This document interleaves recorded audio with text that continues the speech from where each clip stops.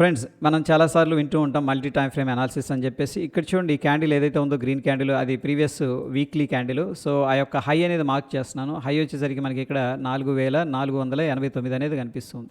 So ప్రస్తుతం నేనేం చేస్తున్నాను అంటే 4489 అనేది మార్క్ చేస్తాను.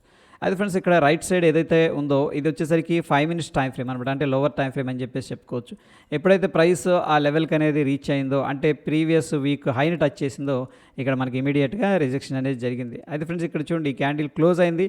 బట్ ఇమీడియట్గా ఏదైతే ఉందో ఈ ప్రీవియస్ క్యాండిల్ దాన్ని బ్రేక్అవుట్ చేసే ప్రయత్నం చేయలేదు. జస్ట్ అక్కడికి రాగానే సెల్లర్స్ యాక్టివేట్ అయ్యారని చెప్పేసి మనకు అర్థం చేసుకోవచ్చు.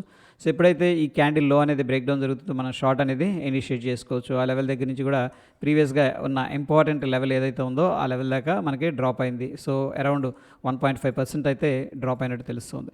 సో దీన్నే సింపుల్గా మనం మల్టీ టైమ్ ఫ్రేమ్ అనాలిసిస్ అంటాం ఫ్రెండ్స్. ఇటువంటి టెక్నికల్ అప్డేట్స్ కోసం మన ఛానల్ తప్పకుండా సబ్స్క్రైబ్ చేసుకోండి. ధన్యవాదాలు.